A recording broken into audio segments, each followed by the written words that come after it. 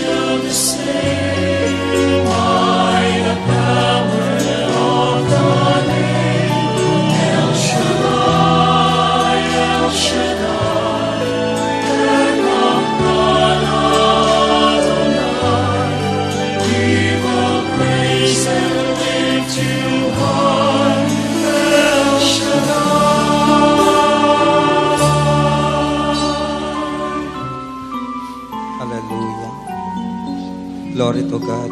Glory to Jesus. Purihin ka, O Diyos, sa iyong kabutihan at katapatan. Thank you, Lord, for your goodness, for your loving kindness.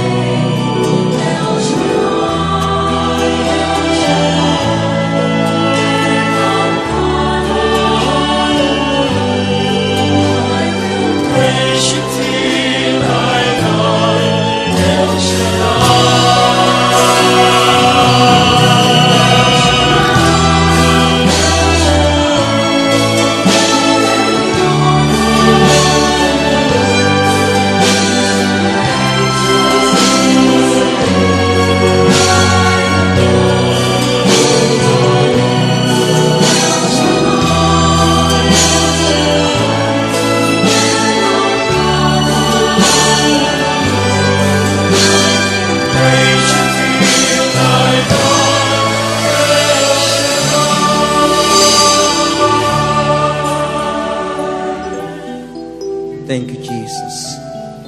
Thank you, Holy Spirit. Oh, bless your name, Father in heaven. Thank you, Jesus.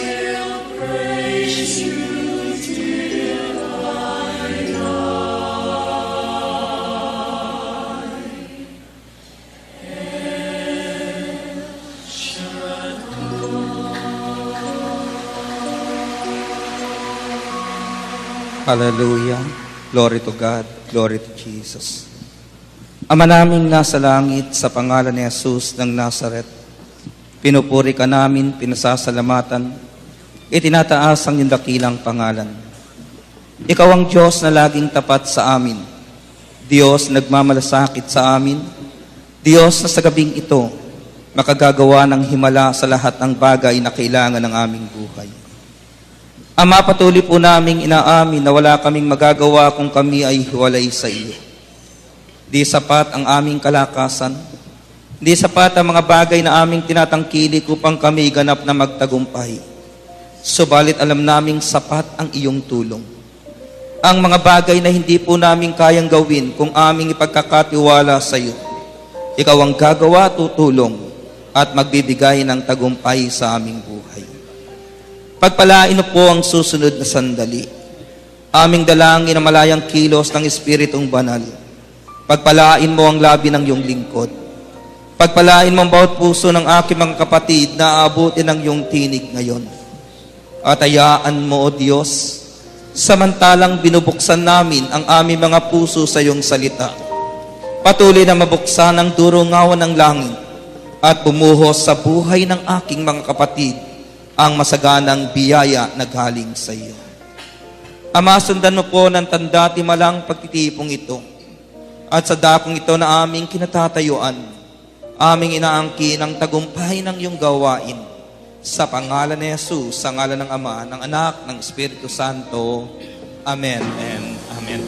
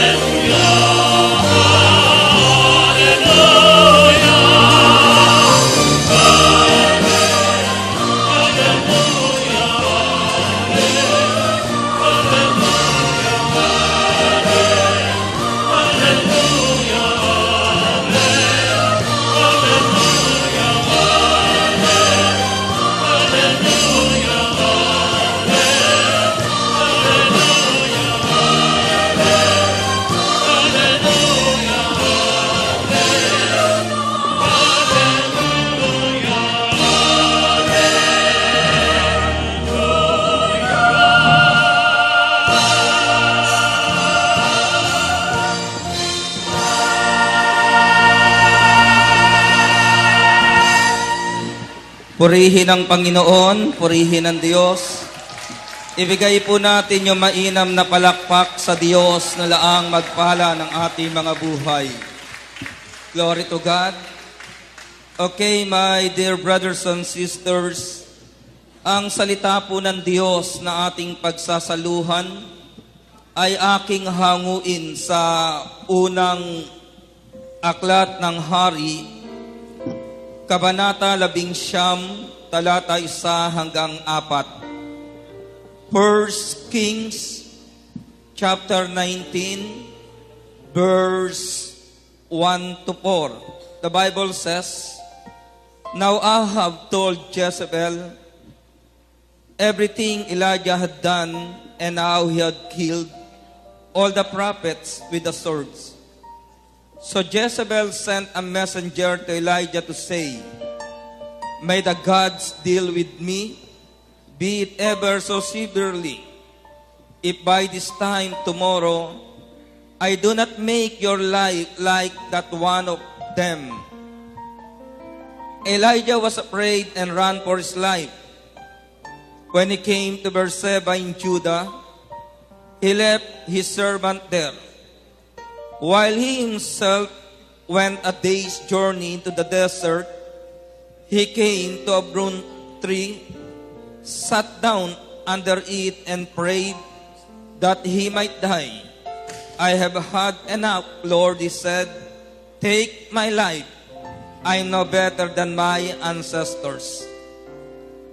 Nagitngit sa galit si Reyna Jezebel nang isalaysay sa kanya ni Akab ang ginawa ni Elias, pati ang pagkamatay ng mga propeta ni Baal. Kaya't nagpadala siya ng isang sugo pang sabihin kay Elias, ito rin at higit pa sa ritong iparusa sa akin ng mga Diyos. Kapag bukas ng ganitong oras ay hindi kita napatay tulad ng ginawa mo sa kanila. Natakot si Elias, kaya't umalis siya at nagpunta sa Beersheba, sa lupain ng Huda. Iniwan niya roon ang kanyang utusan, at mag-isang pumunta sa ilang. Pagkatapos ng maghapong paglalakad ay naupo siya sa lilim ng isang puno ng retama at nanalangin ng ganito, Yahweh, kunin na po ninyo ako. Ako po'y hirap na, nais ko na pong mamatay. Mga kapatid, sa Panginoon, ang salita ng Diyos. Purihin ang Panginoon, purihin ang Diyos. Yung palakpak na umaasang may himalang gagawin ng Panginoon sa kanyang buhay. Yung palakpak na sa gabing ito umaasa ng kagalingan at tugon sa pinansyal niyang pangangailangan. Ibigay po natin ang ating lakas, mga kapatid, sabagat ako'y nakatitiyak sa gabing ito, ibubuhos po ng Diyos ang biyayang kailangan ng ating buhay. Okay?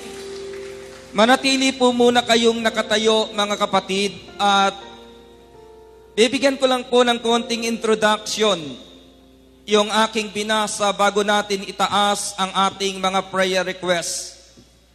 Ang aking binasa po ay 1 Kings chapter 19.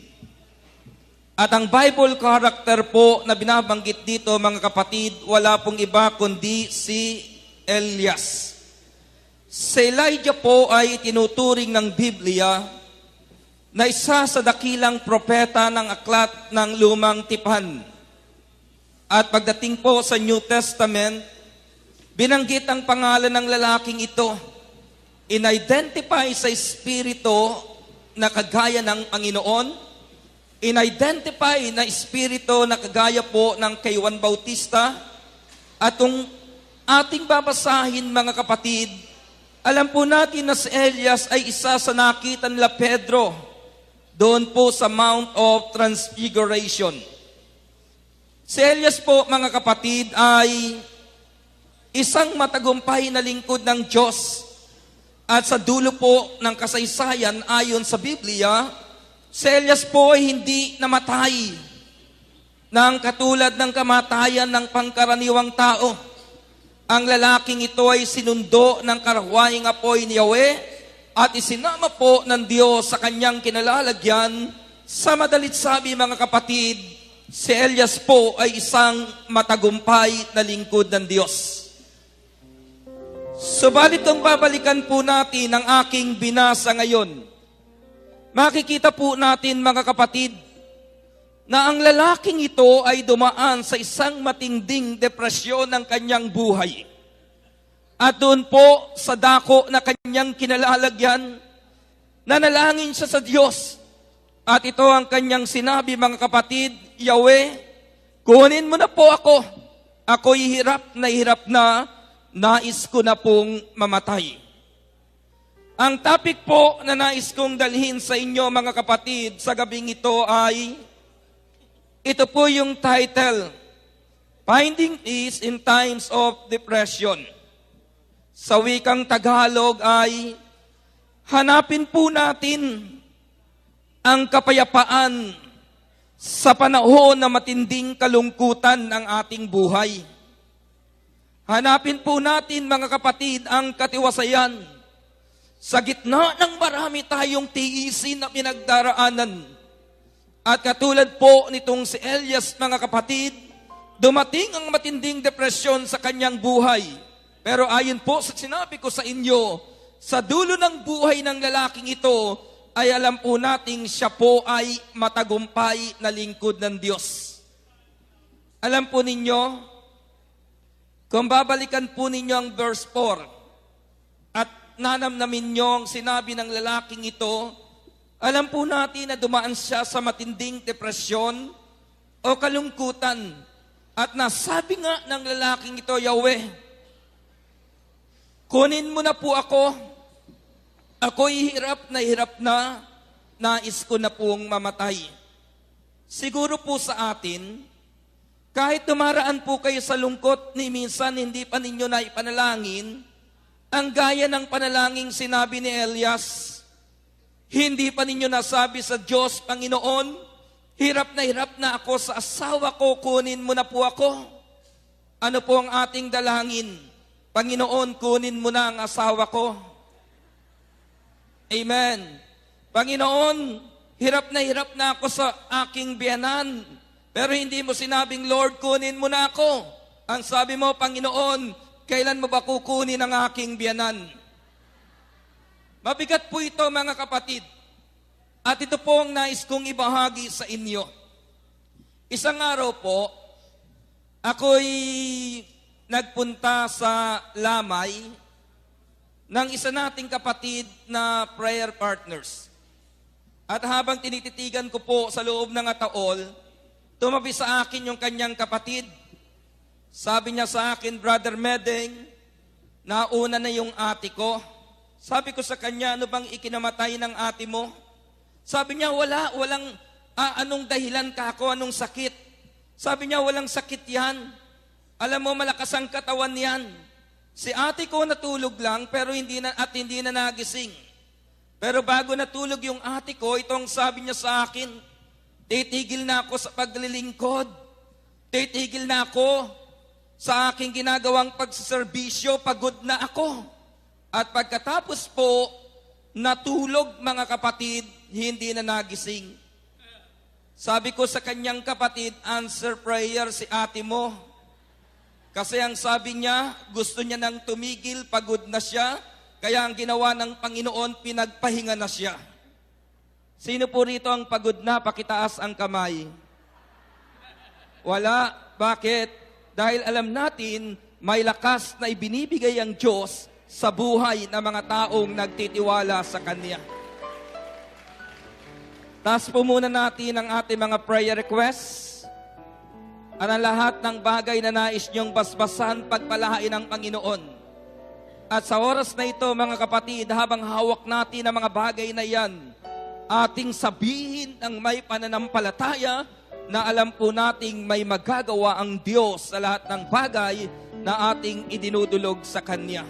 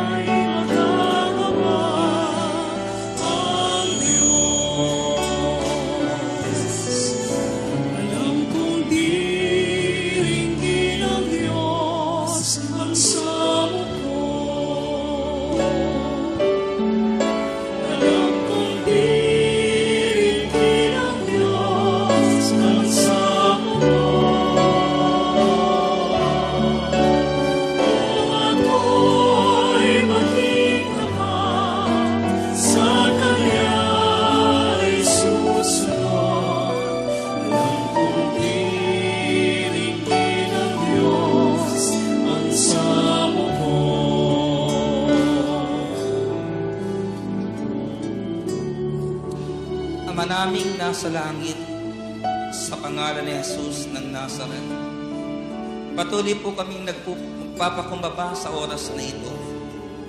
Patuloy naming hiling na basbasan mo at pagpalain ang lahat ng tangan ng aming mga kamay. Pagpalain mo po ang aming mga prayer requests, sapagkat naniniwala kaming Ikaw ang Diyos na katugunan ng lahat ng aming pangangailangan. Ikaw ang Diyos na makakagawa ng himala na dapat pong mangyari at maganap sa aming buhay. Pagpalain mo rin po, Panginoon, ang lahat ng inihahandog ng aking mga kapatid. Ito po'y patuloy mong ibalik sa kanilang buhay. Pag-instrumento ng iyong kapangyarihan para sa kabuhayan ng kanilang buhay. At patuloy po naming aangkinin, Panginoon, sa oras na ito, na Ikaw ang Diyos na tumutugon ng aming dalangin sa pangalan ni Jesus, sa ngalan ng Ama, ng Anak, ng Espiritu Santo. Amen and Amen.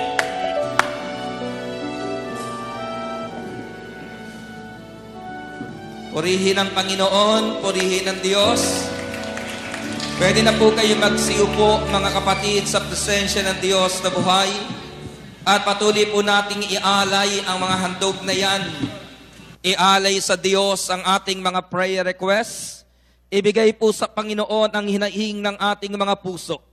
Sapagkat siyang Diyos na laging dumirinig sa atin, Diyos na naglalaan ng ating pangangailangan, Diyos na alam ko pong sa gabing ito kakatagpo ng lahat ng bagay na dalangin natin sa Kanya. Balikan po natin ang aking binasa, mga kapatid. Ulitin ko po, ang Bible character sa 1 Kings chapter 19 ay 10 dakilang propeta ng Old Testament. At siya po ay isang matagumpay, subalit dumating o dumaan sa kanyang buhay pananampalataya, mga kapatid, ang tinatawag pong matinding kalungkutan o depresyon na kanyang naranasan ng panahong iyon. Alam po ninyo ang meaning ng salitang depression ay ganito: a state of feeling sad, a serious medical condition in which a person feels very sad, hopeless, and often is unable to live in a normal way. Ang Tagalog po, mga kapatid, ng depresyon ay matinding lungkot na nagdudulot ng kawalan ng pag-asa. Matinding kalungkutan na nagdudulot ng kawalan ng pag-asa, nag-uudyok sa tao na kitili ng kanyang buhay. At alam po ninyo, mga kapatid, uulitin ko, ang nakaranas po ng depresyon in 1 Kings chapter 19 ay isa pong lingkod ng Diyos. Balikan po natin ang 1 Kings chapter 18. Nakikinig po ba kayo? Ang 1 Kings chapter 18, mga kapatid, ay isang istorya, isang kasaysayang isinulat kung paano po nagtagumpay si Elias sa 850 prophets nung panahong iyon. Yung 450 prophets ni Baal at 400 prophets po ni Jezebel na kanyang iniingatan, sabi po ng Biblia, ay nagkaroon sila ng sagupaan o tunggalian sa lugar po ng Mount Carmel. At dito po, mga kapatid, pinatunayan ng Diyos dito kay Elias na kahit sa isang maikling dalangin, tumutugon po ang Diyos sa mga taong nagtitiwala sa Kanya. Tinugon po ng Diyos ang dalangin ni Elias. As sa 1 Kings chapter 18, napatay po ni Elias ang 850 prophets ni Baal at ang prophets ni Asherah at ang prophets na iniingatan po nitong si Jezebel. At kung titignan po natin, mga kapatid, in 1 Kings chapter 18, nasa panahon po ng pananagumpay ang buhay ng lingkod ng Diyos. Puntahan po natin ang 19. Isang chapter ang pagitan, mga kapatid. Ula po sa lugar ng Mount Carmel, papunta sa lugar ng Judah, na kung saan nakaranas na matinding depresyon, ito pong si Elias, almost 32 kilometers lang ang pagitan, mga kapatid. Almost 32 kilometers lang. At alam po ba ninyo, mula doon sa sitwasyon ng pananagumpay patungo sa damdamin ng depresyon, almost 26 hours lamang po ang pagitan. Ano ang gusto kong sabihin mga kapatid? Minsan, araw ng Sabado, nasa gawain tayo ng Panginoon. Ang saya-saya ng puso mo, ang ligaligaya ng kalooban mo, pakiramdam mo, tagumpay ka sapagkat narito ka sa gawain ng Panginoon. Pero kinabukasan, araw ng Linggo, dinalaw ka ng matinding kalungkutan sa buhay mo. Paano po ninyo haharapin mga kapatid? Dadalangin ba tayo katulad ng dalangin ng lalaking ito? Yahweh, kunin mo na ako. Ako'y hirap na, gusto ko na pong mamatay. Hindi po mga kapatid. Kahit sa gitna ng kalungkutan, kahit sa gitna ng tiisin ng buhay, dapat masumpungan natin ang kapayapaang iniaalok ng Panginoon, ang kapayapaang ibinibigay ni Kristo sa mga taong magtitiwala sa Kanya. Listen my dear, uulitin ko po ang Bible character na aking binabanggit sa inyo ay lingkod ng Diyos, mananampalataya. At tayo po kahit naglilingkod na tayo sa Panginoon, kahit mananampalataya na tayo, minsan mga kapatid, may matinding lungkot na kumakatok sa ating puso at minsan po nagiging dahilan ito ng pag-atras natin sa paglilingkod sa Panginoon. Isang araw po ng Biyernes Prayer and Counseling ng programa, may isang sister na tumawag sa akin at ito ang kanyang sinabi, Brother Medeng, bigyan mo ako ng verse sapagkat ang aking buhay ay unti-unting kinakain ng kalungkutan. Ano ang dahilan ng kanyang kalungkutan? Namatay po yung kanyang asawa na mahal siya at mahal niya. At sabi niya sa akin, alam mo Brad, for almost 3 months hindi na ako napunta ng Ambel at kahit sa aming chapter, hindi ako nadalo sapagkat yung aking puso, aking buhay ay kinakain ng lungkot. Ayaw ko ng ganitong kalagayan. Bigyan mo ako ng verse upang maiharap sa lungkot na ito at tantanan niya ang buhay ko. Sabi ko po sa kanya ay ganito, okay, basahin mo ang Psalms 27 verse 10. At wag lamang mong basahin, ilagay mo sa puso mo. At alam po ninyo kung nakasulat sa Psalms 27 verse 10, sabi ng Biblia, maiwan man ako ng aking magulang, may Panginoon pa akong aasahan. Hindi ba ang ganda ng verse? Maiwan man ako ng aking magulang, may Panginoon pa akong aasahan. Sabi ko sa kanya, hindi magulang nang iwan sa iyo, asawa, palitan mo yung word na magulang. Maiwan man ako ng aking asawa, may Panginoon pa akong aasahan. Kung hindi naman asawa nang iwan sa iyo, boyfriend o girlfriend, palitan mo yung word na magulang. Maiwan man ako ng aking boyfriend, ng aking girlfriend, may Panginoon pa akong aasahan. Kung nang iwan naman sa iyo, kasosyo sa negosyo, dala puhunan ninyo, palitan mo yung word na magulang. Maiwan man ako ng aking kasosyo sa negosyo, dala aming puhunan, may Panginoon pa akong aasahan. Pero ini-offer ko po sa kanya ang old translation ng Tagalog ng Psalms 27 verse 10. Sabi ko sa kanya, sister, ilagay mo ito sa iyong puso't isipan. Ito po ang old translation ng Tagalog ng Psalms 27 verse 10. Sabi ng Biblia, bagamat pabayaan ako ng aking ama at ina, gayon paman, dadamputin ako ng Panginoon. Sundan ninyo mga kapatid, bakit ko po ini-offer sa kanyang old translation ng Tagalog? At bakit inuulit ko rin sa inyo ngayon ang old translation ng Psalms 27 verse 10? Alam po ninyo mga kapatid, para makita natin ang diwa. Dahil kung ang babasahin po natin ay translation natin ngayon, yung word na maiwan ako ng magulang, iisipin natin, mas matanda si nanay, mas matanda si tatay, mauna silang mamamatay. Pero hindi po yun ang diwa. Ang old translation, mga kapatid, bagamat pabayaan ako ng aking ama at ina, iabandon na ako, itakwil ako, sabi ng Biblia, gayon paman, dadamputin ako ng Panginoon. Hindi papayag ang Diyos na malaglag ka. Hindi papayag ang Diyos na patuloy tayong magdusa. Bakit mga kapatid, sa gitna ng tiisin ng ating buhay, kaya kung sabihin sa inyo, may kapayapaang iniaalok si El Shaddai sa ating kalagayan.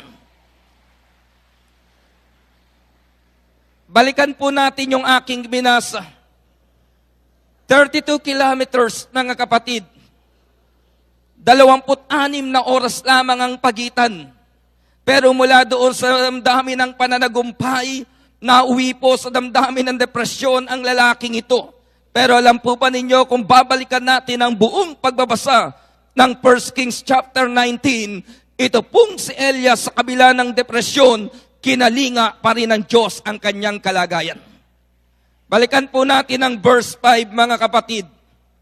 Sabi po ng 1 Kings chapter 19, verse 5. Ito yung verse 4. Sabi ng verse 4, siya po'y nanalangin ng ganito, Yahweh, kunin na po ninyo ako. Ako po'y hirap na, nais ko na pong mamatay. 1 Kings chapter 19, pagkatapos naiga siya at nakatulog, ibig sabihin, matapos sabihin ni Elias ang ganong pananalita, si Elias po ay namahinga. My dear brothers and sisters, unang hakbang, biblical and practical advice, how to find peace in times of depression. Una po, yung salitang peace with yourself.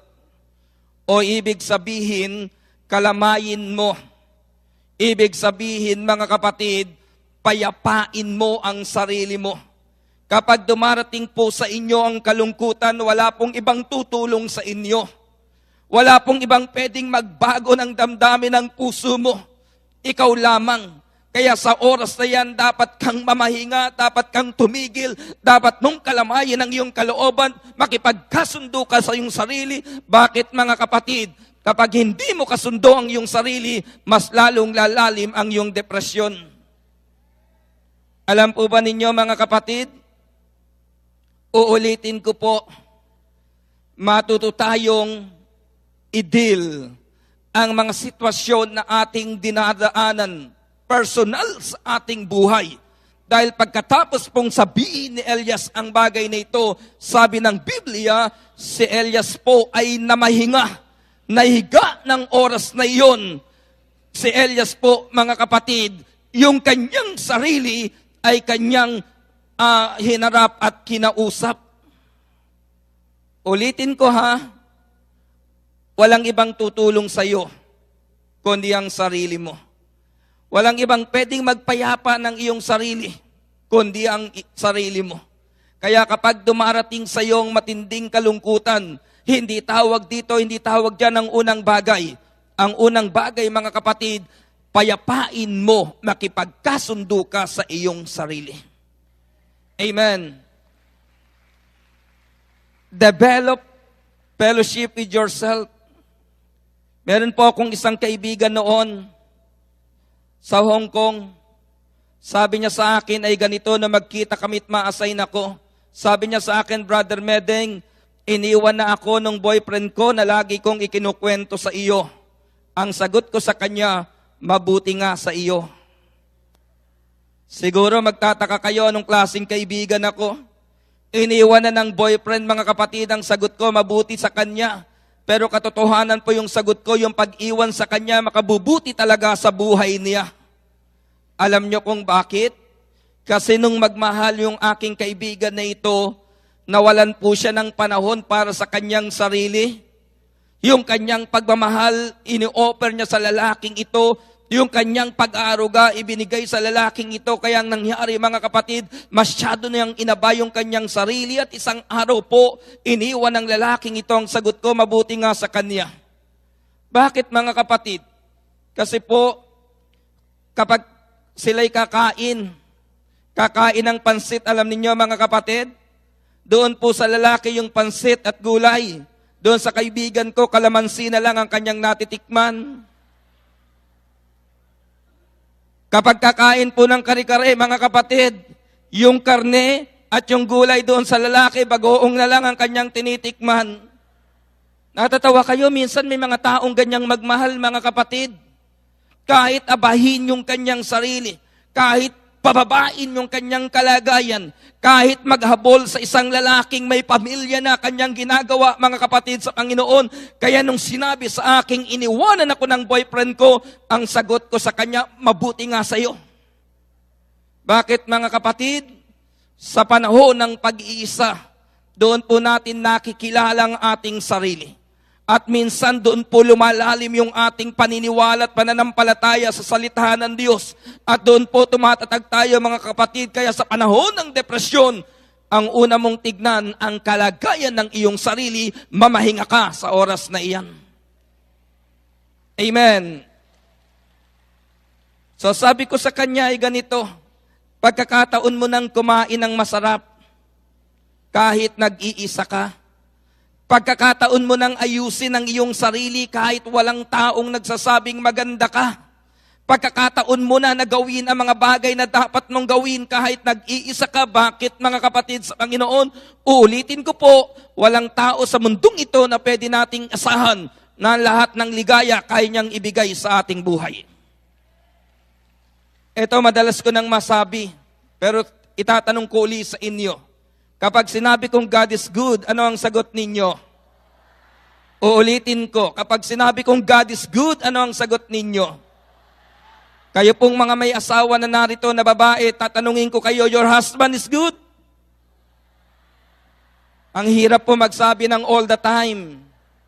Amen. Kahit mabait yung asawa mo, kahit mapagbigay yung asawa mo, darating ang takdang panahon, paiiyakin ka niyan, paluluhain ka niyan. Pero kahit ka nalulungkot at nag-iisa ka, isipin mo ito, kapatid, hindi ka nag-iisa sa iyong pag-iisa.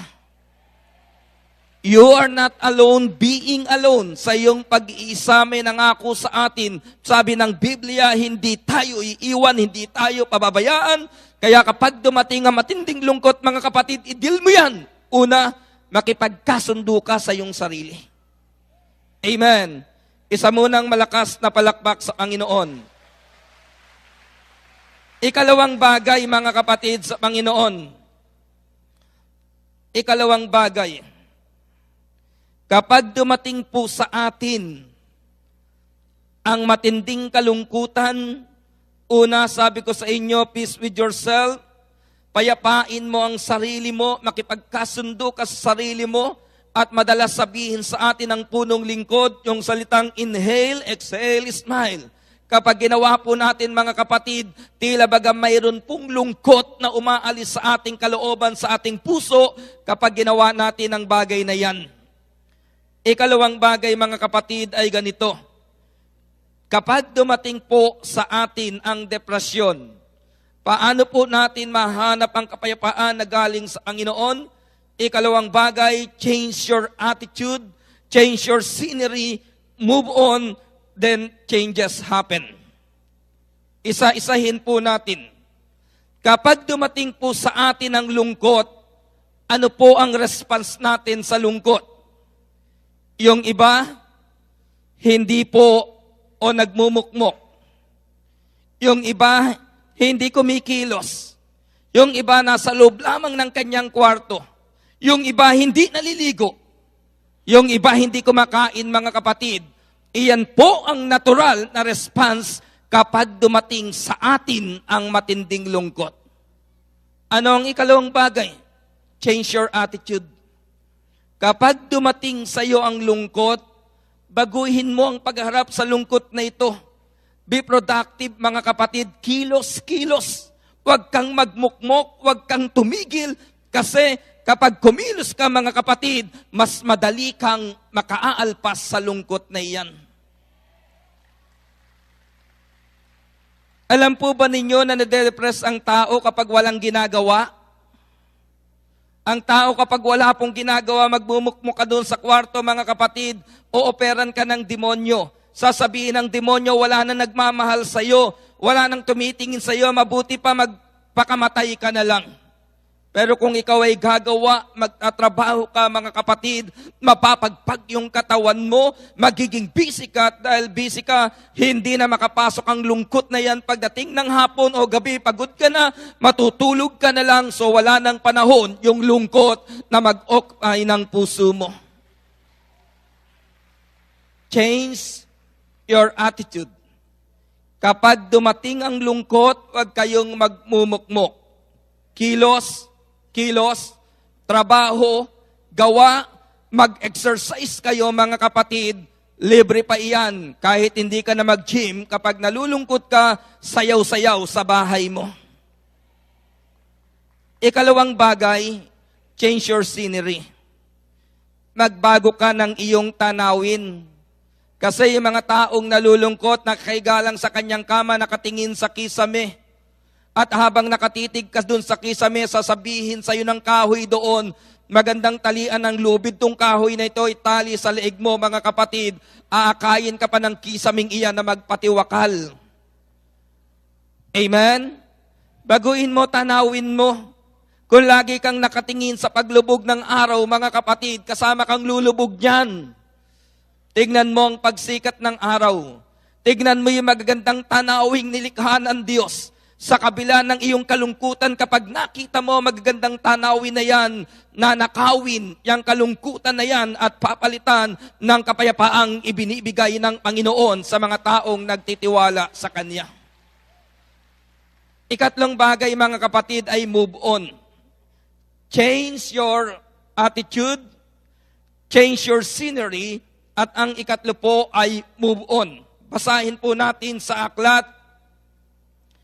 Mga kapatid, sabi po dito ng 2 Samuel chapter 12 verse 15. Nakinig kayo. Tulad ng sinabi ni Yahweh, ang anak ni David na asawa ni Urias ay nagkasakit ng malubha. Dumalangin si David para gumaling ang bata. Nagdamit siya ng sako at nag-ayuno at sa lupa nahiga ng gabing iyon. Lumapit sa kanyang matatanda sa palasyo at hinimok siyang bumangon, ngunit tumanggi siya. Ayaw rin niyang kumain. Pagkalipas ng 6 na araw, namatay ang bata.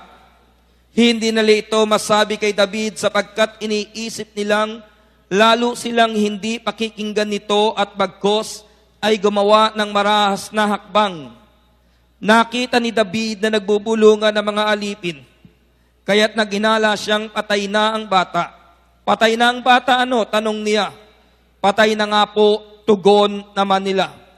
Pagkarinig nito, bumangon si David, naligo at nagbihis, pumasok siya sa bahay ni Yahweh, nagpatira pa at nanalangin.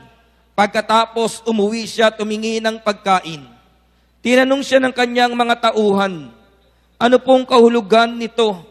Nung buhay pa ang bata, nag-ayuno kayo at tumangis dahil sa kanya. Ngayong patay na, bumangon kayo at kumain. Sumagot si David, nung buhay pa ang bata, ako'y nag-ayuno at tumangis sa pag-asa kong kahabagan ako ni Yahweh at pagagalingin ng aking anak. Ngayong patay na siya, bakit pa ako mag-aayuno? Maibabalik ko ba ang kanyang buhay? Balang araw, susunod ako sa kanya sapagkat hindi na siya makababalik sa akin. Napakinggan po ninyo mga kapatid, ano po yung istorya? Yung anak ni David kay Batseba ay nagkaroon po ng malubhang karamdaman. Ang ginawa po ng David na ito ay nagdamit ng sako, nag-ayuno, hindi po naligo, at pagkatapos po, mga kapatid, hindi nagbihis, sa loob po ng panahon na ang bata ay naroon sa maselang nakalagayan, ganun po ang ginawa ni David. At sabi ng Biblia, pagkalipas ng 6 na araw, namatay yung bata. Siyempre, yung mga tauhan ni David na nakakaalam na patay na ang bata, hindi po nila masabi kay David. Kasi ganun na lamang po yung kanilang pangamba. Nung nag-iingalo pa yung kanyang anak, halos hindi na natin makausap ang ating hari. Hindi na siya kumakain. ni hindi siya bumabangon sa kanyang kinalalagyan.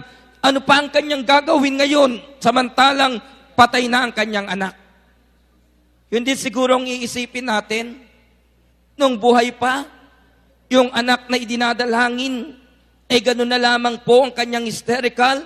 So ang iisipin po ng mga tauhan, ay naku, kapag sinabi natin sa kanya na patay na, ano kaya ang gagawin ng haring iyan? Baka magwala iyan. So hindi po nila masabi sa hari. Pero nakita ni David, yung kanya mga tauhan ay nagbubulungan. Ang sabi ni David, patay na ang bata, ano? Ang sagot po ng tauhan, patay na. Ano po ang response ng David na ito? Sabi ng Biblia, si David ay bumangon, naligo, nagbihis, kumain, at nabigla po yung kanya mga tauhan sa response ng David na ito dahil kakatwa sa kanilang iniisip. Kaya lumapit sila kay David pagkatapos nun. Ano pong ibig niyong sabihin? Gustong sabihin ng David na ito sa kanya mga tauhan, ginawa ko ang lahat na magagawa ko para mabuhay ang aking anak, pero hindi nangyari sa akin ang bagay na ito. So ano ang gagawin ko? Magpapatuloy pa ba ako sa kalungkutan samantalang alam ko na kung ano ang layunin ng Diyos sa batang iyan? Nakukuha po ninyo mga kapatid sa Panginoon? The word is move on mga kapatid. Meron nga pong kasabihan sa English ganito, do not cry over spilled milk. Tagalogin ko po ng literal. Huwag natin iyakan ang naligwak na gatas. Bakit? May mga taong ang tinitignan na naligwak, hindi po tinitignan yung naiwan sa kanya na marami na pwede niyang panimulan, mga kapatid sa Panginoon.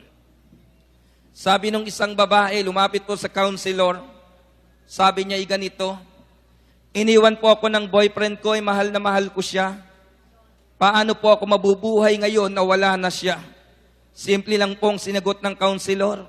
Nung sinabi ng babaeng, iniwan ako ng boyfriend ko, mahal na mahal ko siya, paano po ako mabubuhay ngayon na wala na siya? Ang sagot ng counselor, simple lang, huminga ka, wag kang tanga. Diba? Napakasimpleng sagot mga kapatid, bakit? Dala ba nung lalaking niyang yung oxygen mo? Dala ba ng babaeng niya yung dextrose mo? Huminga ka. May hiningang ibinigay sa iyo ang Diyos.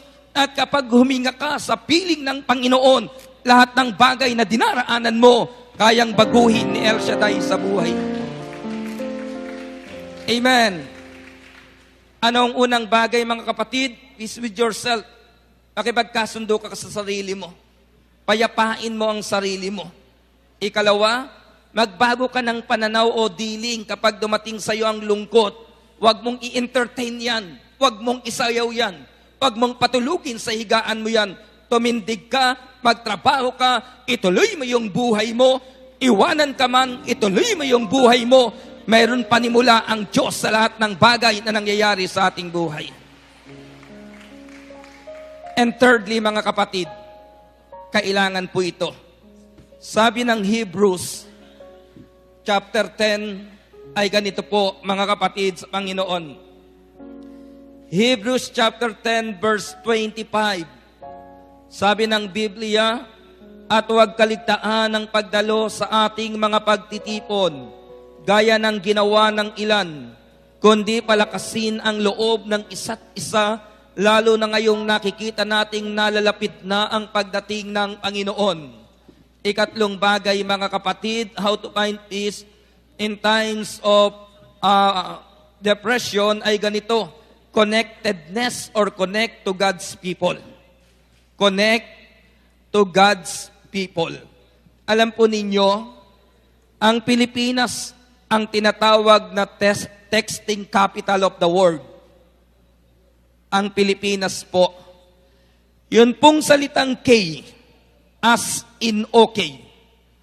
Almost 17 million a day ang kinikita po ng bawat network. Naintindihan niyo yung sinasabi ko? Hindi ba minsan ang haba-haba ng text mo sa asawa mo, lalo niya yung babae, masyado kayong specific sa text ninyo, pagdating doon sa sagot ng asawa mo, simpleng K lang, na ibig sabihin ng salitang K is okay. Hindi ba? Alam po ba ninyo mga kapatid, yung letter na K as in okay, 17 million a day ang kinikita po ng bawat network. Hindi pa kasama dyan yung text mo na mwa-mwa, chup-chup. Di ba? Pero tignan nyo mga kapatid, naaaliw ka. Hindi ba sumasaya ka? Alam po ba ninyo mga kapatid sa Panginoon, mas marami daw na nagpapakamatay na mayaman kaysa sa mahirap. Kasi yung mayaman may sariling kwarto.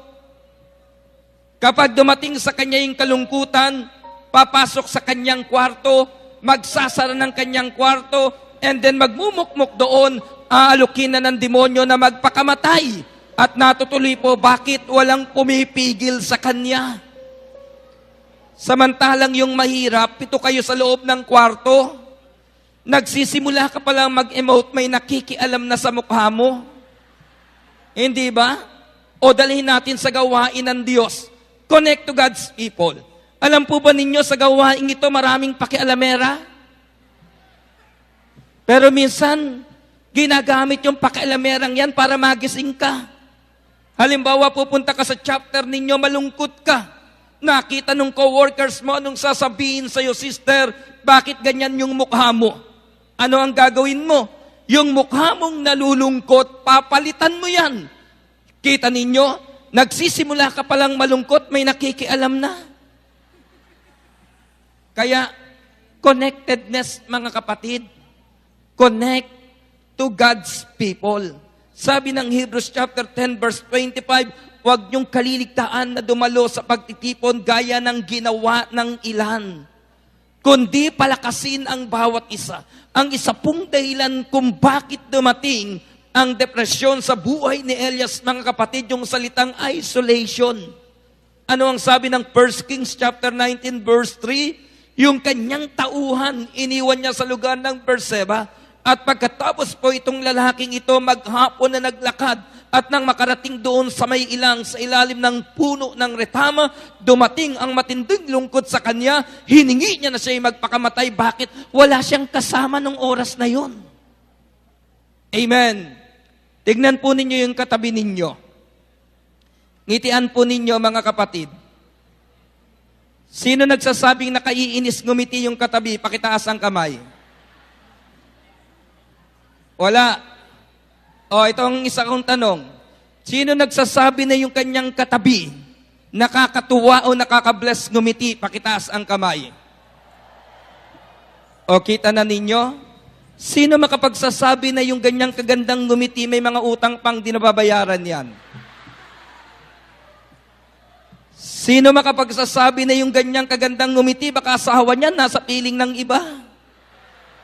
Hindi ba? Baka yung ganyang kagandang ngumiti may kinukubling lungkot sa kanyang puso.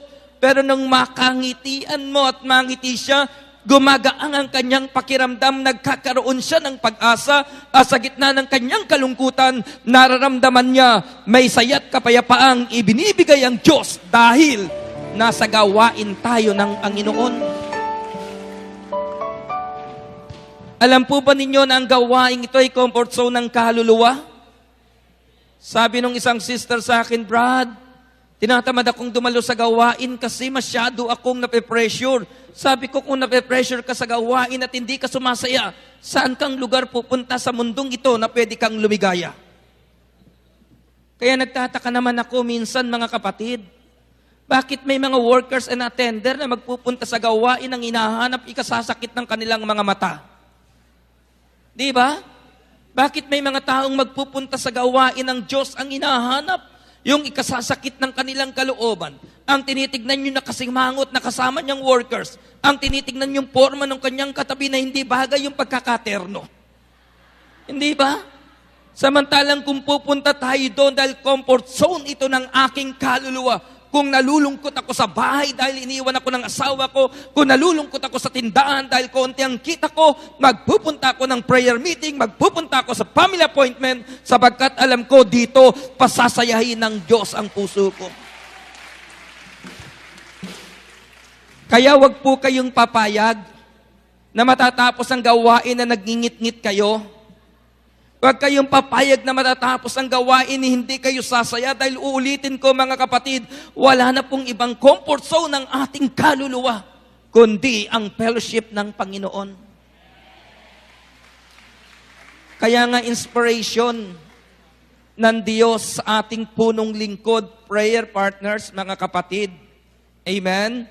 Upang makaranas ka ng kapayapaan sa gitna ng depresyon ng iyong buhay, ikatlong bagay, mga kapatid, connectedness or connect to God's people. Dahil kapag narito ka sa gawain ng Diyos, gaano man kabigat ang iyong nararamdaman, pinagagaang ng Panginoon dahil inspirasyon natin ang mga taong kasama natin sa gawain na ito. Isa munang malakas na palakpak sa Panginoon. Amen. Ikaapat na bagay, mga kapatid, o bago ko ibigay sa inyo ang ikaapat na bagay, ito po, practical advice. Una, mga kapatid, pagtiisan ang dapat pagtiisan. Baguhin ang kayang baguhin. Tanggapin ang hindi pa at hindi na kayang baguhin. Napakinggan ninyo? Ito po practical advice. Pagtiisan ang dapat pagtiisan. Pero kung kaya mong baguhin, baguhin mo. Pero kung hindi mo kayang baguhin, tanggapin mo ang hindi pa at hindi na kayang baguhin. Inia-advise ko po ito sa mga kapatid natin kapag nasa abroad ako. Sabi ko sa kanila ay ganito, tanggapin nyo muna ang hindi pa at tanggapin nyo na ang hindi na kayang baguhin. Bakit? Nung nasa Israel po ako, may isang sister na lumapit sa akin. Sabi niya, Brother Medeng, yung aking asawa ngayon, struggle ko, burden ko, kasi naaakit yata ng iba. May ibang pinupuntahan, sabi ng anak ko, at hindi naman ako makauwi. Dahil kung uuwi ako at babaliin ko yung kontrata ko, baka hindi na ako makabalik. Kailangan ko pa ng 4 na taon na mag-stay dito para makatapos ang lahat kong anak sa college. Yun ang sabi niya sa akin. Sabi niya sa akin, ano ang gagawin ko? Ang sagot ko sa kanya, tanggapin mo ang hindi mo pakayang baguhin. Mamili ka, sister. Umuwi ka ng Pilipinas para alagaan ang asawa mo dahil inaalagaan ngayon ng iba na hindi makakatapos ang anak mo sa pag-aaral. O magtrabaho ka dito para sa kinabukasan ng anak mo at yung asawa mo samantalang wala ka, tanggapin mo na inaalagaan ng iba. Nangiti kayo, no? Bakit ang hirap yatang habang araw-araw nagtatrabaho ka, isip mo nasa asawa mo sa Pilipinas, nandun sa lalaki o sa babaeng pinupuntahan niya. Ang hirap ng ganun, mga kapatid. At hindi ka makapag-concentrate sa trabaho. Sabi ko sa kanya, ganito, tanggapin mo muna ngayon ang mga bagay na hindi mo pa kayang baguhin. Hindi ba? So, sabi ko sa kanya, ganito, sabi mo, Lord, magtatrabaho muna ako para sa kinabukasan ng anak ko. Yung asawa kong inaalagaan ng iba, total hindi ko maalagaan ngayon, alagaan muna siya. Pero pag umuwi na ako, Panginoon, ibalik mo na siya sa akin para maalagaan ko naman siya. Totoo lang, mga kapatid, ang hirap po ng ganong kalagayan. At yung isa pa, tanggapin na ang hindi kayang baguhin. Tanggapin na ang hindi kayang baguhin. Halimbawa, pagising mo sa umaga, pagharap mo sa salamin, ikaw ang unang namimintas ng mukha mo. Anong sasabihin mo? Sa dami-dami naman ng ilong na inilagay ng Diyos, bakit ito pang inilagay sa mukha ko? Diba, mga kapatid sa Panginoon, ma-enjoy mo ba yung umaga mo, yung maghapon mo, kung ikaw mismo hindi tumanggap sa mga bagay na mayroon ka? Kung meron kang pampaayos, paayos mo. Pero kung ganyan lamang, mga kapatid, magaang naman ang paghinga mo, tanggapin mo na lang. I-enjoy mo ang buhay na bigay sa iyo ng Panginoon. Amen. Isa pang advice, mga kapatid, practical advice, ganito. I-enjoy ang buhay at biyaya na hawak mo ngayon. I-enjoy ang buhay at biyaya na hawak mo ngayon. Kasi marami po sa atin, may bayarin ka ng Disyembre. May hawak kang biyaya ngayon. Hindi mo ma-enjoy ang biyayang ito sapagkat ang naisip mo yung bayarin sa Disyembre. Gusto kong sabihin sa inyo, mga lingkod ng Diyos, mabuhay po tayo sa kalooban ng Diyos. Kung may bayarin ka sa panahon ng Disyembre, hindi absent ang Panginoon sa araw ng pagbabayad mo. Enjoy mo. Tignan po ninyo. Diba, sabi po ng Biblia, ang Diyos ay gumawa ng 6 na araw at namahinga ng 7 araw. Namahinga ang Diyos ng 7 araw. Ang tanong, napagod ba ang Diyos? Ang sagot, hindi. Kung hindi napagod ang Diyos, bakit kailangan niyang mamahinga? Alam niyo kung anong ginawa ng Diyos ng 7 araw? Pinagmasdan po ang lahat ng kanyang ginawa ng 6 na araw. At nasiyahan po ang Panginoon na lugod sa 6 na araw na pinagdaanan na kanyang ginawa. Kaya ng 7 araw, mga kapatid, in-enjoy niya yung biyayang naroon ng panahong iyon. Tayo po kailangan natin mamahinga. Kayong mga may negosyo, mga kapatid, takbo dito, takbo doon. Kayong masyadong busy sa buhay ni dito, takbo doon, takbo rito. Pero na-enjoy ba ninyo yung biyayang yan? Hindi ka pa natutulog, iniisip mo na paggising? Hindi ba? Hindi ka pa nananangalian, iniisip mo na ulam sa kinabukasan? Bakit hindi mo muna i-enjoy ko ano nasa ibabaw ng iyong hapagkainan? Uulitin ko po, mga kapatid, anumang biyayang mayroon kayo ngayon, i-enjoy ninyo. Dahil kapag ini-enjoy ninyo, aalisan ng lungkot ang inyong kalagayan. Amen. Isa pa po, mga kapatid, sa Panginoon, practical advice bago tayo pumunta sa ika-4. Ito naman, mga kapatid, kinig kayo ha, magbaon ng saya para may magandang inaalala sa panahon ng kalungkutan. Magbaon ng saya para may magandang inaalala sa panahon ng kalungkutan. Halimbawa ganito, nandito kayo sa gawain. Alam po ba ninyo na ilan sa inyo, bago umuwi ng bahay, maglalakad kayo nag-iisa papasok sa iskinita ninyo? At kapag naglalakad na kayo doon o pupunta kayo dyan sa kabilang bundok, nababalikan ninyo, mga kapatid, kinakatok kayo ng lungkot. Hindi ba? At habang kinakatok ka ng lungkot, dumarating yung takot sa iyong puso, mga kapatid. Pero kung marami kang baong saya, mula pa kanina sa gawaing ito, at pag uwi mo ng bahay, hindi inis ang iyong ibinabaon, mga kapatid, kahit nag-iisa ka, mangingiti ka. Bakit? Marami kang nakitang kasiyahan kanina. Amen. Magbaon po kayo ng saya. Ito pa isa, mga kapatid. Magtabi rin po kayo ng panggastos sa panahon ng kalungkutan ninyo. Di ba? Lugi ito Malungkot ka na. Wala ka pang pambili ng ice cream. Di kawawa ka naman. Malungkot ka na, wala ka pang pamasahe papunta ng mall. Mas lalo kang malulungkot. Kaya kung masaya kayo, huwag kayong gastos ng gastos. Magtabi ka ng kaunti at sabihin mo, itong fund na ito, lungkot fund ko ito. Kung hindi ko man ito magastos, salamat sa Panginoon. Pero kung nalulungkot ako, bibit-bitin ko ito, gagastusin ko ito, mga kapatid, yung pong lungkot ng buhay nyo, paggagaanin ng kalagayan ninyo. Amen. So nasusundan po ninyo, mga kapatid, sa Panginoon. Kasi tayo rin naman ang nagdidil sa buhay natin Alam po ba ninyo, kahit anong itsura ng asawa ninyo, hindi dyan nakadepende ang saya ng buhay ninyo? Kahit yung asawa po ninyo mukhang kontrabida, mga kapatid, sa pelikula, pero yung puso mo'y laging masaya dahil nasa fellowship ka ng Panginoon. Kahit anong tingin mo sa asawa mo, maligaya ang iyong pakiramdam. Amen. Ika-4 na bagay, mga kapatid. Una, sabi ko sa inyo, matuto tayong ipis ang ating sarili o payapain ang ating sarili. Ikalawa, mga kapatid, matuto tayong baguhin ang pananaw o pagharap natin sa lungkot ng buhay. Ikatlo, ay yung salitang connectedness, mga kapatid, connect to God's people. At ang ika-4 ay ganito, mga kapatid, sa Panginoon, unload your pain to God. Sabi po ng Hosea chapter 6 verse 1, Hosea chapter 6 verse 1, sabi dito ng Biblia, hali kayo at tayo'y manumbalik kayo pagkat ang nanakit ay siya ring magpapagaling, siyang nanugat, kaya siya rin ang gagamot.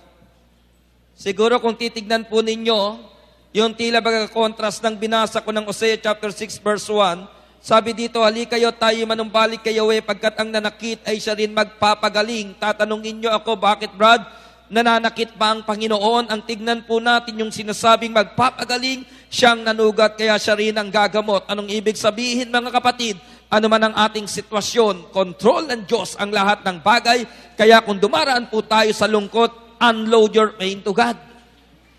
Ibigay ninyo ang inyong kalungkutan, ibigay ninyo ang pighati ng inyong puso. Basahin ko po sa inyo ang Isaiah chapter 38 verse 1 to 6.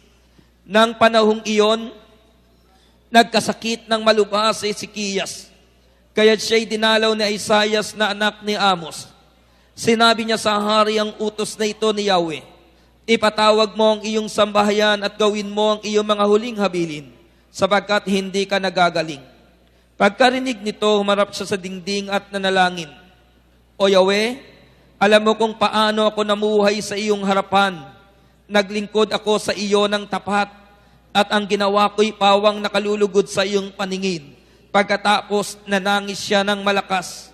Nagsalita uli si Yahweh kay Isaias. Wika sa kanya, sabihin mo kay Ezekias, ang sinasabi ni Yahweh ang Diyos ng iyong ninunong si David. Nakita ko ang iyong pagluhat, narinig ko ang iyong dalangin, kaya 15 taon ka pang mabubuhay. Napakinggan nyo, mga kapatid? Isang hari na wala ng lunas ng panahong iyon. Isang hari na may sakit na kanser at wala pang gamot ng panahong iyon. At sinabihan pa ng Diyos ang kanyang propetang si Isaias. Si Isaias po ang tagahatid ng balita ng Panginoon at ginagawa ng Diyos.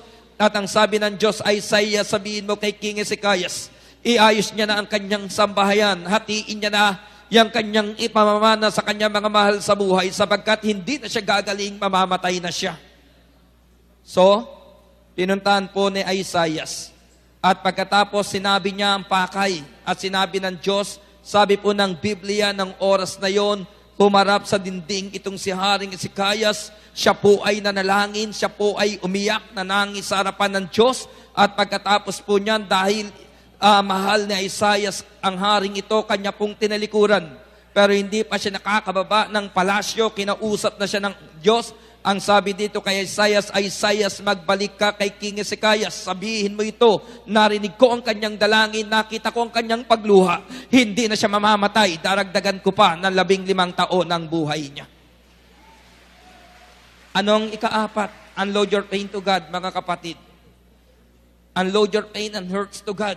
Kung dumarating po ang lungkot sa buhay ninyo, i-unload nyo sa Panginoon.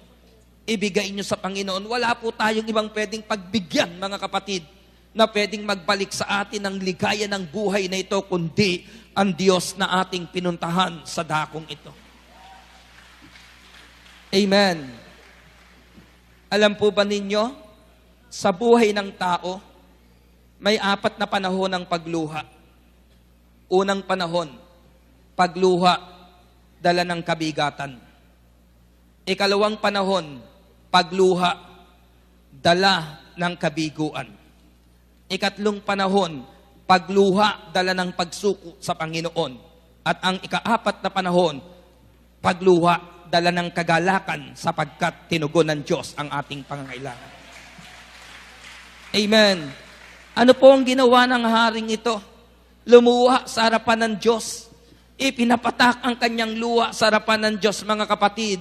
Kung umiiyak ka man, huwag kang laging iiyak para lamang sa asawa mo. Huwag kang laging iiyak dahil sa listahan ng utang na yan. Dapat kung lumuluha ka, luha ng pagsuko sa Panginoon dahil matapos kang lumuha ng pagsuko, ang kapalit niyan, luha ng kagalakan, ng katugunan ng Diyos sa dalangin. Amen. Bago ko ipasok yung aking huli na step, mga kapatid, ito daw po ang katangian ng Pinoy.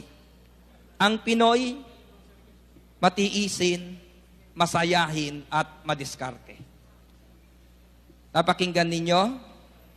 Ang Pilipino, matiisin, masayahin, at madiskarte. Matagal na po kayong nagtitiis, pero sa gitna ng tiisin na ito, naroon pa rin nung saya na tayo po ay mabuhay. Amen. At sa katunayan mga kapatid, sa kabila ng tiisin na ito at mga dinaraanan ng ating buhay, mga buhay pa tayo, bakit? Madidiskarte tayo. Amen? Kaya nga po, identify tayo sa ulam na adobo, hindi ba? Pag sa abroad, tinanong Pilipino, kasunod yan, ulam, adobo. Bakit? Kasi adobo hindi napapanis. Ang adobo kahit matagal na, pwede mo pang ipirito, mga kapatid. And then pagkatapos yan, pwede mong iulam. Yung pinaggalingan ng adobo, pwede mong ihilamo sa kanin. Hindi ba, mga kapatid sa Panginoon? Ganyan po tayo kadiskarte. May ikukwento ko sa inyo, ha? Gusto nyo ng kwento? Meron pong isang barko na bumibiyahing Pacific Ocean. Yung barkong ito ay nakasagupan ng napakalakas na bagyo na halos gustong ilubog yung barko. Ang ginawa po ng kapitan, pinatapon na yung mabibigat na gamit. Pero kahit na itapon na, yung barko po ay gusto pang ilubog ng malakas na bagyo. Kaya sabi ng kapitan sa kanyang mga crew, kailangan ko ng 4 na volunteer. Natatalon, magsasakripisyo, upang lahat ng pasahero dito ay maligtas.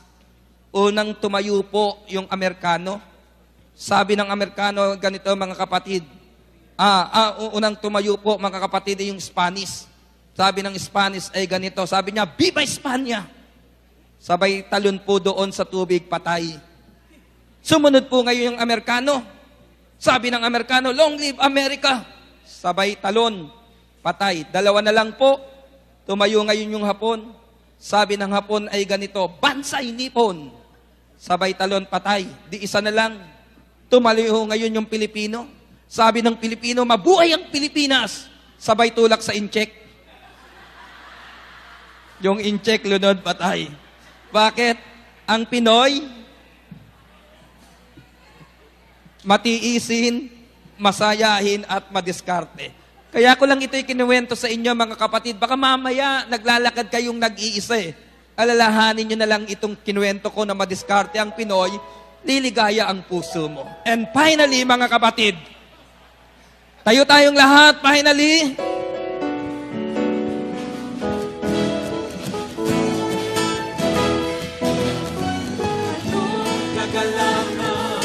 Ang aking nadarama sa tuwing ako'y nakikinig ng banal na salita.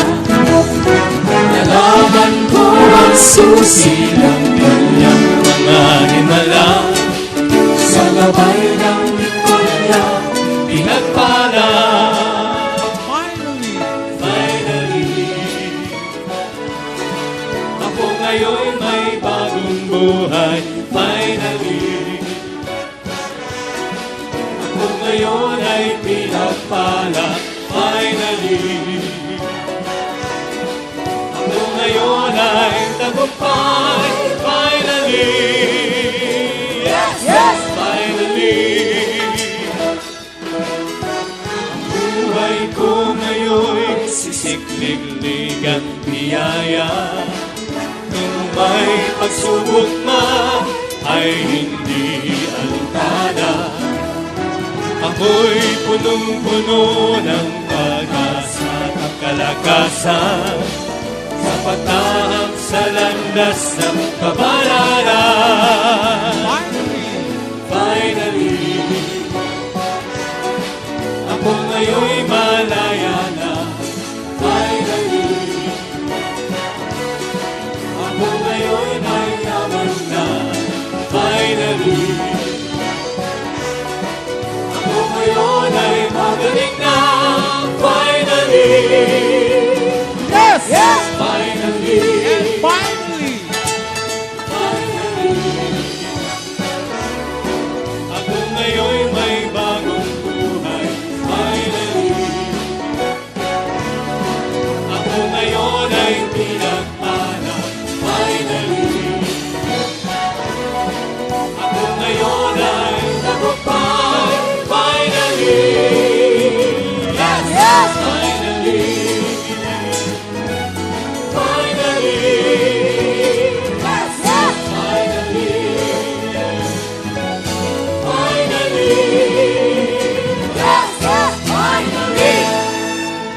Okay, manatili na po tayong nakatayo. Sabi ng Psalm 116 verse 7, Be at rest once more, O my soul, for the Lord has been good to you. Psalm 116 verse 7, sabi po dito, bumalik ka sa iyong kapahingahan o kaluluwa ko, sapagkat ginawan ka ng mabuti ng Panginoon. Sa translation na ginagamit natin ngayon, manalig ka o puso ko, sa Diyos ka magtiwala, pagkat siya ay mabuti at di marunong magpabaya. Finally, mga kapatid, let God give you rest. Let God give you rest. Kung titignan po natin, sa Diyos pa rin ang balik natin, mga kapatid. At ito po ang gracious invitation ng Panginoon. Sabi ng Matthew chapter 11 verse 28, Lumapit kayo sa akin, kayo lahat na napapagal at nabibigatan sa inyong pasanin, at kayo'y pagpapahingahin ko. Pasanin ninyo ang aking pamatok at mag-aral kayo sa akin. Ako'y maamo at mababang loob, at makasusumpong kayo ng kapahingahan para sa inyong kaluluwa. Sapagkat maginhawang dalhin ang aking pamatok at magaang ang pasaning ibibigay ko sa inyo. Sabi po ng Psalms 126 verse 5, lalo na sa mga kapatid natin na nasa abroad, na nakikinig sa himpilang ito, laan ko po sa inyo ang verse na ito.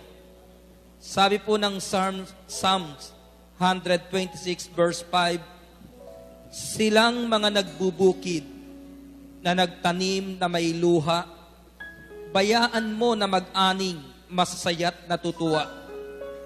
Yaong mga nagsihayong dalay binhit na nanangis, ay aawit na may galak, dalay-ani pagbalik.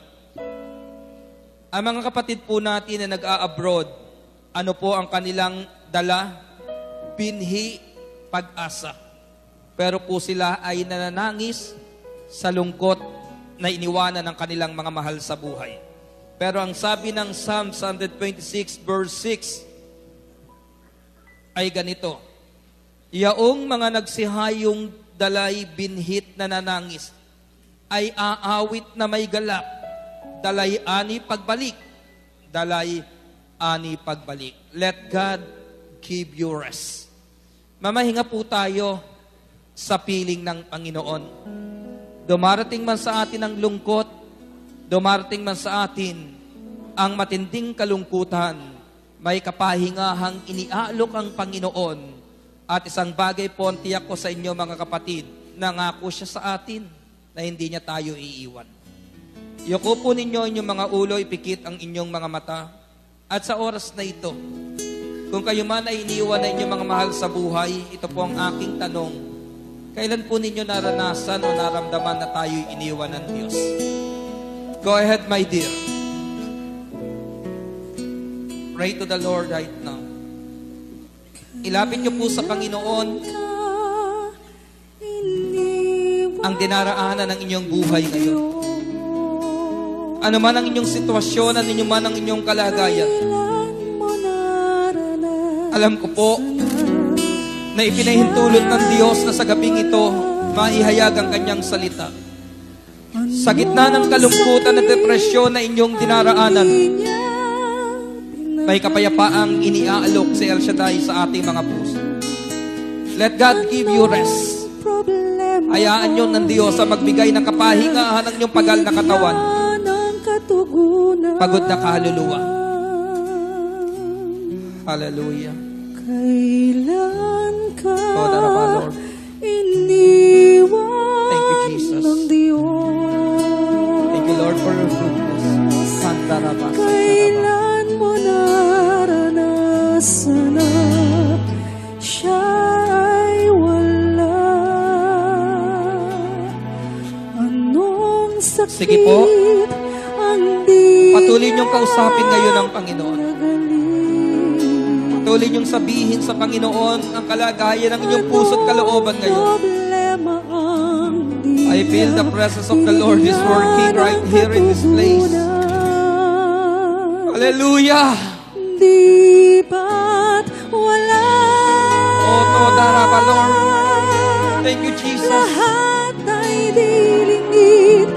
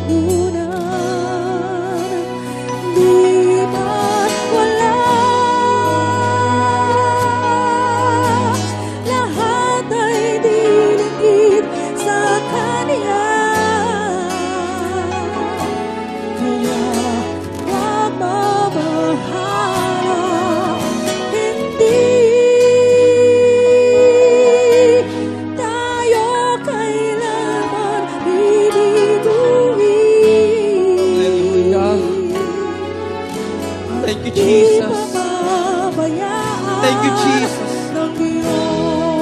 Oh, hallelujah! At lakas, kapayapaan at kagalakan.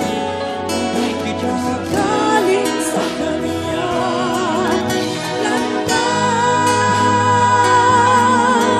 natin ay Kanya tutuwirin. Di pababayaan ng Diyos, di ba't lakas, kapayapaan at kagalakan. Nagagaling sa Kanya, landas natin ay Kanya tutuwirin. At di pababayaan ng Diyos.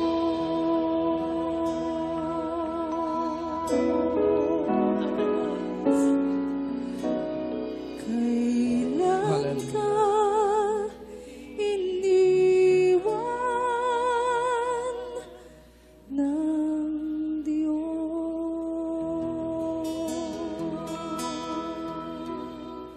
Dakilang Diyos at mapagpalang Ama, sa pangalan ni Jesus ng Nazaret, patuloy ko pong idinudulog sa iyo ang kalagayan sa buhay ng aking mga kapatid. Alam mo po ang sitwasyon na kanilang dinaraanan. Alam mo po ang mga pangyayaring nagaganap sa kanilang tahanan. Subalit ikaw ang Diyos na alam po naming nakababatid ng higit sa kailangan ng aming buhay. Ikaw ang Diyos na naghahatid ng saya sa gitna ng malungkot na karanasan ng buhay. Ikaw ang Diyos na nagbibigay ng kapayapaan kahit minsan maraming pasakit kaming nararamdaman sa mundong ito. Ama, dalangin ko po na patuloy mong iuunat ang mapagpalang kamay sa aking mga kapatid at patuloy na maranasan ng aking mga kapatid na ito. Gaya ng iyong pangako sa amin, O Diyos, sa aklat ng Roma. Kung naibigay mo sa amin ang iyong bugtong na anak, ano kayang pangangailangan namin sa mundong ito ang hindi mo maibibigay kasama ng iyong anak? My dear brothers and sisters, kung naibigay ng Diyos si Jesus, anong pangangailangan ninyo ngayon ang hindi kayang idulot ng Panginoon? Ilapit nyo sa Kanya. Manalangin kayo sa Kanya. Dahil alam ko pong sa oras na ito, patuloy na kumikilos ang kamay ng Diyos upang pagpalain kayo sa dako na inyong kinalalagyan ngayon. Hallelujah. Thank you, Jesus. Sige. Patuloy niyong ilagay sa kamay ng Panginoon ang inyong kalagayan ngayon. Patuloy niyo idulog sa Panginoon maging ang mga taong nasa isipan ninyo ngayon. Ang inyong mga mahal sa buhay. Ang mga taong nagiging tiisin ng inyong kalagayan ngayon. Ilapit niyo sa Panginoon. Hallelujah! Thank you, Jesus.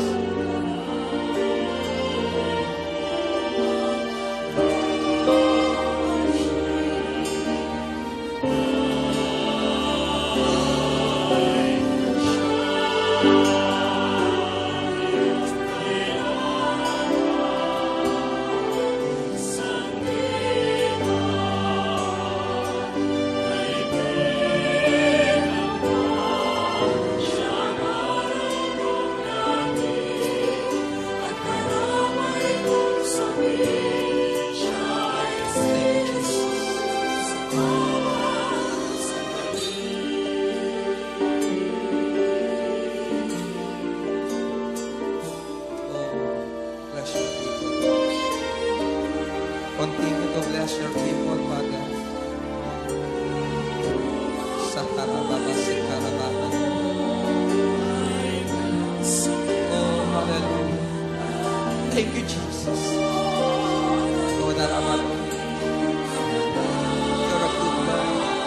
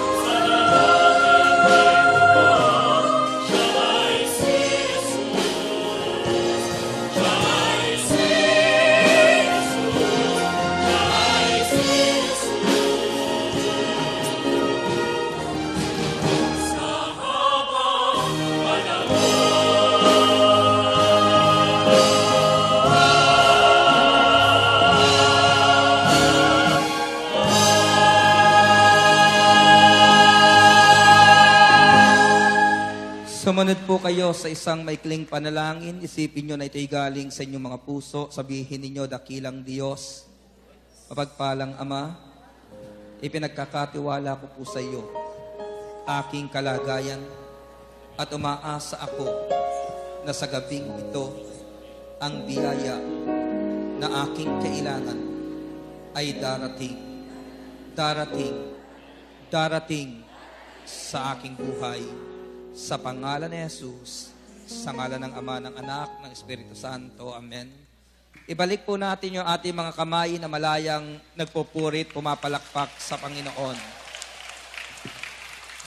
Bibilang po ako ng 3.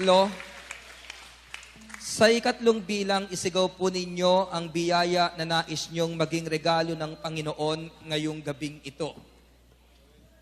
Ngayong ating Saturday family appointment sa gabing ito, isigaw po ninyo yung regalo na nais nyong ibigay sa inyo ng Panginoon. Dahil ako po'y naniniwala, mga kapatid, ang Diyos na ating pinuntahan, pinaglilingkuran, ay Diyos na laging sapat at higit sa lahat ng ating pangangailangan. Handa na po kayo. Pagbilang ko ng 3, sa ikatlong bilang, isigaw po ninyo na tatanging regalo na nais nyong tanggapin sa gabing ito. At ako po'y naniniwala, mga kapatid, sasabihin ninyo na sa gabing ito, gumawa ng himala si El Shaddai sa ating buhay. Handa na kayo? 1, 2, 3.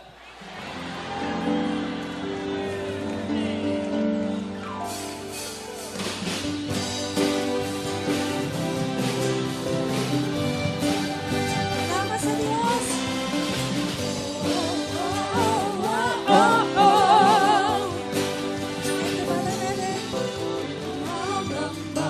Sa kawalan, pagpapala mo'y laging laan, di matatakot sa panganib.